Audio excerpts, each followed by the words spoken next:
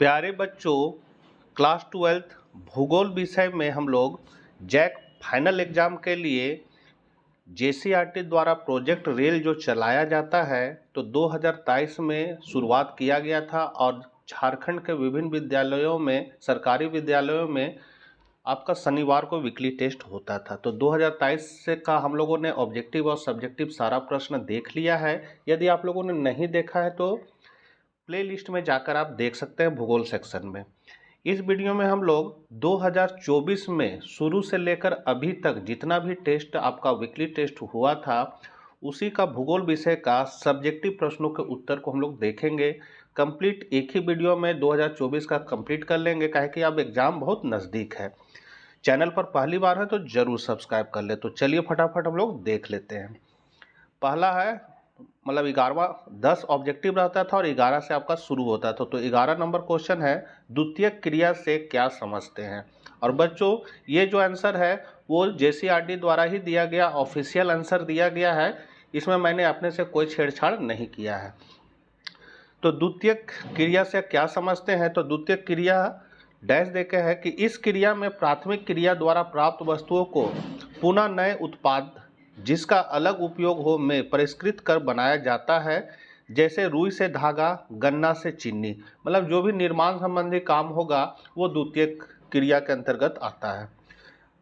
आधारभूत उद्योग को परिभाषित करें तो वे उद्योग जो दूसरे उद्योगों के लिए कच्चे माल का निर्माण करते हैं आधारभूत उद्योग कहलाते हैं, जैसे लौह एवं इस्पात उद्योग। अगला है उच्च प्रौद्योगिकी उद्योग पर टिप्पणी लिखिए।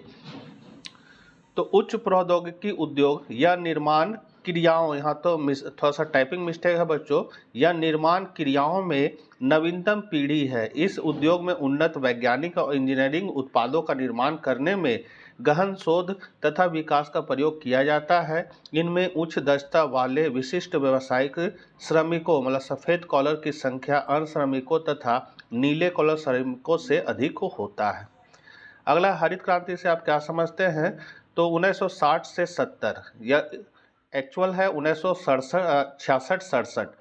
तो 1960 से 70 के दशक में खाद्यान्न फसलों के उत्पादन में अत्यधिक वृद्धि दर्ज की गई। इस घटना को भारतीय कृषि के इतिहास में हरित क्रांति कहा गया। कृषि उत्पादों में वृद्धि के लिए निम्नलिखित उपाय किए गए थे। पहला, उच्च उत्पादकता वाले बीजों का प्रयोग, फिर रासायनिक उर्वरक का प्रयोग, सिंचाई सुविधाओं का विकास। और हरित क्रांति के परिणाम स्वरूप पंजाब तथा पश्चिमी उत्तर प्रदेश में गेहूं उत्पादन में अत्यधिक वृद्धि हुई। 15 नंबर है कच्चे माल के आधार पर उद्योगों का वर्गीकरण करें।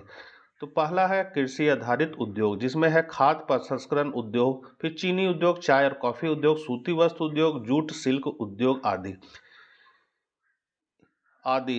उद्योगों में कच्चे माल के रूप में कृषि से प्राप्त उत्पादों का प्रयोग किया जाता है। दूसरा है खनिज आधारित उद्योग, जिसमें लौह एवं इस्पात है, एल्युमिनियम एवं तांबा है, सीमेंट है और जेवर उद्योग है। ये उद्योग विभिन्न प्रकार के खनिजों का उपयोग कच्चे माल के रूप में करते हैं। तीसरा है रसायन आधारित उद्योग, जैसे पेट्रो रसायन उद्योग, कृत्रिम रेशा उद्योग, प्लास्टिक उद्योग, उर्वरक उद्योग। ये उद्योग विभिन्न प्रकार के रसायन का उपयोग कच्चे माल के रूप में करते हैं। चौथा है वन आधारित कच्चे माल का उपयोग करने वाले उद्योग, जिसमें फर्नीचर है, पेपर है, लाह उद्योग है। तो ये उद्योग वनों से प्राप्त वस्तु जैसे पत्ते, फूल, लकड़ी आदि का उपयोग कच्चे माल के रूप में करते हैं। पशु आधारित उद्योग, जिसमें चमड़ा उद्योग है, ऊनी वस्त्र उद्योग। तो ये उद्योग पशुओं से प्राप्त वस्तु जैसे चमड़ा, फर, सींग आदि का उपयोग कच्चे माल के रूप में करते हैं। लास्ट क्वेश्चन था उस वर्ष का, भारतीय कृषि की प्रमुख समस्याओं को वर्णन करें। तो इसमें केवल पॉइंट दिया हुआ बच्चों, डिटेल अपने से कर लीजिएगा, ठीक है। जैसा वो आंसर दिया है उसी तरह मैं बता रहा हूँ आपको। तो समस्याएं में है अनियमित मानसून पर निर्भरता, दूसरा है निम्न उत्पादकता, फिर भूमि सुधार में कमी, छोटे खेत एवं विखंडित जोत, वित्तीय संसाधनों की बाधाएं एवं ऋणग्रस्तता, अत्यधिक रसायनों एवं उर्वरकों का प्रयोग, सिंचाई साधनों की कमी, आधुनिक मशीन एवं औजारों की कमी आदि। फिर आपका जनसंख्या घनत्व की परिभाषा दे। तो प्रति वर्ग किलोमीटर में रहने वाले लोगों की संख्या को जनसंख्या घनत्व कहते हैं। जनसंख्या घनत्व बराबर होगा प्रदेश की कुल जनसंख्या भागा प्रदेश का कुल क्षेत्रफल। लिंग अनुपात क्या है, तो प्रति 1000 पुरुषों पर मिलने वाली महिलाओं की संख्या के अनुपात, अनुपात लिखा गया बच्चों, यहाँ हो जाएगा अनुपात को लिंगानुपात कहा जाता है। लिंगानुपात का फॉर्मूला होगा पुरुष जनसंख्या गुने 1000 महिला जनसंख्या। भारत में घटते लिंगानुपात के कोई 2 कारण लिखिए। तो पुरुषों के अनुपात, यह अनुपात हो जाएगा, पुरुषों के अनुपात में स्त्रियों की संख्या कम होने के मुख्यतः 2 कारण है। पहला, भारत में स्त्रियों की अपेक्षा पुरुष शिशु अधिक जन्म लेते हैं। दूसरा, भारत में लड़कियों को भर मतलब बोझ समझा जाता है, जिससे उनकी भ्रूण हत्या अधिक होती है। थोड़ा सा यहाँ टाइपिंग मिस्टेक है बच्चों। 14 नंबर है मानव विकास क्या है। तो डॉक्टर महबूल उल हक, ये ऑब्जेक्टिव में क्वेश्चन बहुत पूछता है, ठीक है। डॉक्टर महबूल उल हक ने मानव विकास को परिभाषित करते हुए लिखा है, मानव विकास मानव की आकांक्षाओं एवं उन्हें उपलब्ध जीवन यापन की सुविधाओं के स्तर को विस्तृत करने की प्रक्रिया है, अथवा मानव विकास व्यक्तियों का एक ऐसा विकास है जो मानवीय क्षमताओं को बढ़ाकर प्राप्त किया जाता है। अगला है मानव विकास के महत्वपूर्ण स्तंभों को समझाएं। तो भारतीय अर्थशास्त्री अमर्त्य सेन का यह मानना है कि विकास का मुख्य उद्देश्य स्वतंत्रता में वृद्धि करना है। मानव विकास के 4 स्तंभ निम्नलिखित है। पहला है क्षमता, तो लोगों को उपलब्ध अवसर या संसाधन, तो लिंग, प्रजाति, आय तथा जाति के भेदभाव के विचारक के बिना समान रूप से मिलना चाहिए। सतत पोषणीयता, तो सतत पोषणीयता का अर्थ है अवसरों की उपलब्धता में सततता। फिर उत्पादकता है, उत्पादकता का तात्पर्य मानवीय कार्य क्षमता को बढ़ाकर उत्पादकता में निरंतर वृद्धि की जा सकती है। फिर है सशक्तिकरण, इसके अंतर्गत मानव को अपने विकल्पों का चयन करने की शक्ति प्राप्त होना। 16 है जनसंख्या घनत्व को प्रभावित करने वाले कारकों का वर्णन करें। तो विश्व जनसंख्या घनत्व को प्रभावित करने वाले कारक निम्नलिखित है। पहला है जल की उपलब्धता, भूमि आकृति, जलवायु, मृदा, खनिज पदार्थों की उपलब्धता, नगरीकरण, औद्योगिकरण, सामाजिक एवं सांस्कृतिक कारक। पारिस्थितिक तंत्र से आप क्या समझते? तो भौतिक पर्यावरण के साथ जैविक समुदाय एवं पारस्परिक क्रिया प्रणाली का निर्माण करता है, जिसे पारिस्थितिक तंत्र कहते हैं, जैसे वन, झील, घास के मैदान, समुद्री पारिस्थितिक तंत्र आदि। फिर आपका मानसूनी वर्षा की 4 विशेषताएं लिखे। तो मानसूनी वर्षा की 4 विशेषताएं निम्नलिखित है। पहला है नियत समय पर ना होना, अनिश्चित मात्रा, साल के कुछ महीनों में वर्षा का होना, और समुद्र से आने वाली मानसूनी हवाएं पर्याप्त वर्षा कराती है। भारत की नदियां भारत में किस तरह उपयोगी है? तो पहला है सिंचाई पेयजल का महत्वपूर्ण स्रोत है। दूसरा, उपजाऊ मृदा का विस्तार नदी अपवाद क्षेत्र में पाई जाती है। तीसरा, बड़े बड़े डैम आदि के निर्माण में सहायक। चौथा है पर्यटन, मत्स्य पालन, परिवहन मार्ग में उपयोगी। ग्रीन हाउस प्रभाव क्या है? प्रमुख ग्रीन हाउस गैसों के नाम लिखे। तो सूर्य से निकलने वाले किरणें ऊर्जा के रूप में पृथ्वी के वायुमंडल को पार करके धरातल तक पहुंचती है। वायुमंडल में नियत मात्रा में मौजूद गैसों में से कुछ गैसें धरातलीय ऊष्मा को रोककर पृथ्वी को गर्म करती। इन्हीं गर्म करने वाली गैसों की मात्रा जब बढ़ जाती है तो पृथ्वी का तापमान सामान्य औसत से ज़्यादा बढ़ जाती है। इसी प्रभाव को ग्रीन हाउस प्रभाव कहते हैं। पृथ्वी की ऊष्मा बढ़ाने वाली ऐसी गैसों को ही गैस कहते हैं जो निम्नलिखित है। तो ये गैस आपका CO2, मीथेन है, नाइट्रस ऑक्साइड है, जल वाष्प है और क्लोरोफ्लोरोकार्बन है।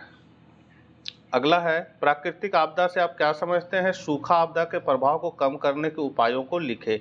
तो ऐसी प्राकृतिक घटनाओं जिससे बड़े पैमाने पर जान माल का नुकसान हो उसे प्राकृतिक आपदा कहते हैं, जैसे सूखा, बाढ़, भूकंप, चक्रवात, भूस्खलन आदि। सूखा आपदा के प्रभाव को कम करने के उपाय निम्नलिखित है। पहला, वृक्षारोपण। फिर दूसरा, नदियों में तटबंध और चेक डैम बनाना। फिर सिंचाई सुविधाओं का विस्तार करना, तालाब, कुएं आदि खुदवाना। शुष्क कृषि को बढ़ावा देना, अनाजों के भंडार और वितरण को सुदृढ़ बनाना। फिर जल छानन प्रबंध कार्यक्रम अपनाना, ड्रिप सिंचाई, टपक सिंचाई, स्प्रिंकलर सिंचाई को बढ़ावा देना आदि। सुनामी के कारण व परिणामों को लिखे। तो सुनामी समुद्र में उठने वाली खतरनाक लहरें हैं जो तट पर आकर बड़े पैमाने पर जान माल का नुकसान पहुंचाते। जब समुद्र की तली में प्लेटों के अवस्था होने, भूकंप आदि के कारण समुद्र जल में भयानक विक्षोभ उत्पन्न होता है, जो खतरनाक लहरें उत्पन्न होती है, जो तट पर आकर सुनामी का रूप ले लेती है। सुनामी के परिणाम, तो तट पर भयानक जान माल का नुकसान, संचार सेवा बाधित, परिवहन बाधित, बंदरगाह नष्ट होना, बड़े बड़े जहाज डूब जाना और नष्ट होना, समुद्री पर्यावरण, पारिस्थितिक जलीय जीवों का नाश होना आदि। अंतर्राष्ट्रीय व्यापार क्या है? तो दो या दो से अधिक देशों के बीच वस्तुओं और सेवाओं के क्रय विक्रय को अंतर्राष्ट्रीय व्यापार कहते हैं। फिर जल प्रदूषण से होने वाली दो बीमारियों के नाम लिखे तो हैजा है और अतिसार है। भू निम्नीकरण को कम करने के उपाय समझाइए। तो पहला है किसान रासायनिक उर्वरकों का उपयोग उचित मात्रा में करे। फिर नगरीय औद्योगिक गंदे पानी को उपचारित करके पुनः उपयोग में लाया जाए।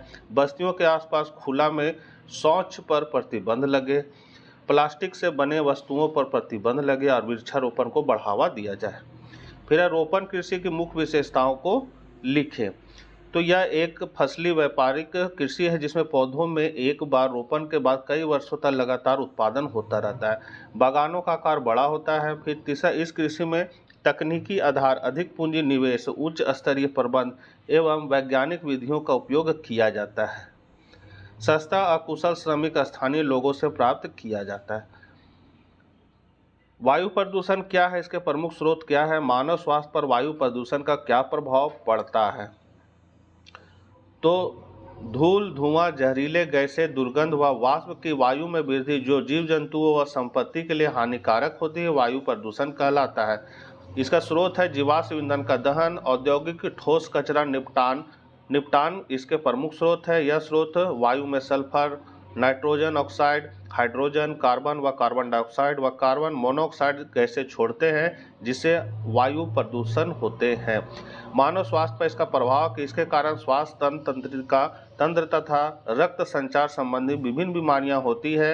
नगरों के ऊपर धूम कोहरा छाया रहता है जो मानव स्वास्थ्य के लिए हानिकारक होता है। इसके कारण अम्लीय वर्षा भी होती है।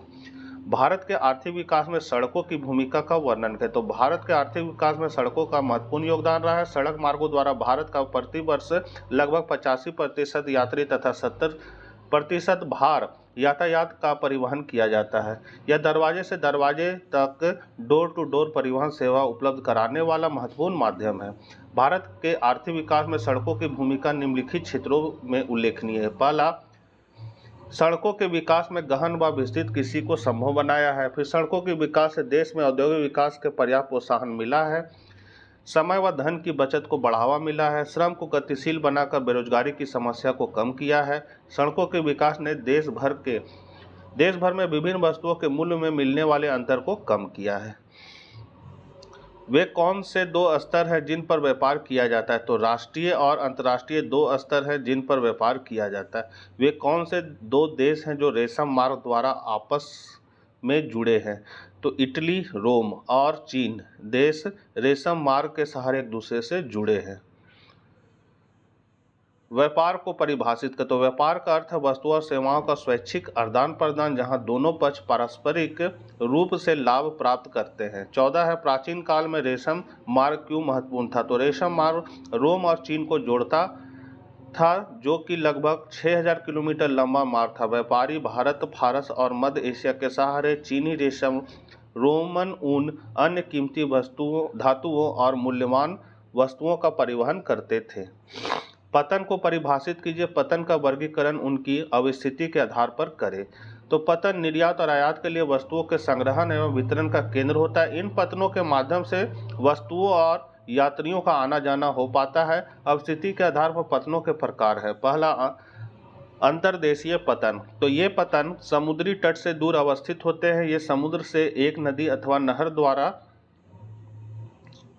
पड़े होते हैं। ऐसे पतन चौरस तल वाले जहाज या बजरे द्वारा ही गम्य होते हैं। उदाहरण स्वरूप मानचेस्टर एक नहर से जुड़ा है। फिर है बाह्य पतन। ये गहरे जल के पतन हैं जो वास्तविक पतन से दूर बने होते हैं। वे जहाज जो बहुत बड़े होते हैं और अपने आकार के कारण उन तक नहीं पहुंच पाते को ग्रहण करके पैतृक पतनों की सेवाएं प्रदान करते हैं। अगला है अंतर्राष्ट्रीय व्यापार से देश कैसे लाभ प्राप्त करते हैं? तो विभिन्न देशों के बीच वस्तुओं और सेवाओं का लेन देन अंतर्राष्ट्रीय व्यापार कहलाता है। इसके निम्नलिखित लाभ इस प्रकार है। पहला, ऐसा विश्वास किया जाता है कि अंतर्राष्ट्रीय व्यापार द्वारा दोनों ही देशों को लाभ प्राप्त होता है। दूसरा है प्राचीन काल से ही अंतर्राष्ट्रीय व्यापार देशों के बीच वस्तुओं और सेवाओं के लेन देन का माध्यम बना हुआ है। आज विश्व के कई देश कुछ खास वस्तुओं का निर्माण में विशेषता हासिल कर चुके हैं। फिर है भारत में आने वाली कुछ फसलें जैसे तंबाकू, आलू, टमाटर आदि अंतर्राष्ट्रीय व्यापार की ही देन है। आज कोई भी देश अंतर्राष्ट्रीय व्यापार से वंचित नहीं रहना चाहता है। गैट का पूरा नाम क्या है? तो गैट का पूरा नाम है general environment of tariff and trade. फिर सतत पोषणीयता विकास क्या है? तो सतत पोषणीय विकास का अर्थ है कि ऐसा विकास जिसमें भविष्य में आने वाली पीढ़ियों की आवश्यकता पूर्ति को प्रभावित किए बिना वर्तमान पीढ़ी द्वारा अपनी आवश्यकता की पूर्ति करना। इंदिरा गांधी नहर कमांड क्षेत्र की सिंचाई से क्या परिवर्तन हुआ है? तो पहला है कृषि उत्पादन में वृद्धि। नहर प्रणाली ने रेगिस्तान और अर्ध रेगिस्तानी क्षेत्र में सिंचाई की सुविधा प्रदान की है, जिससे फसलों की पैदावार, कृषि उत्पादकता में वृद्धि हुई है। फिर है सिंचाई भूमि का विस्तार, आर्थिक लाभ, विकास और रोजगार और सामाजिक परिवर्तन हुए। 14 अंतर्राष्ट्रीय व्यापार को प्रभावित करने वाले किन्हीं 4 कारकों का नाम लिखे। तो पहला है प्रौद्योगिकी का विकास, फिर बढ़ती प्रतिचर धाराएं, सरकार के निर्णय और नए व्यापार समझौते। भारत के आर्थिक विकास में सड़कों की भूमिका का वर्णन करें। तो ये ऊपर भी ये क्वेश्चन बता दिए थे बच्चों, तो थोड़ा आगे बढ़ जाते हैं। क्या ये क्वेश्चन रिपीट किया गया था? भारत में अंतर्राष्ट्रीय व्यापार की बदलती प्रकृति पर एक टिप्पणी लिखे। तो भारत के अंतर्राष्ट्रीय व्यापार की प्रकृति में लगातार बदलाव महसूस किया जा रहा है, जिन्हें निम्नलिखित उदाहरण से स्पष्ट किया जा सकता है। पहला है भारत का कुल विदेशी व्यापार 1950-51 में 1214 करोड़ से बढ़कर 2004-05 में 8,37,133 करोड़ तथा 2006-07 में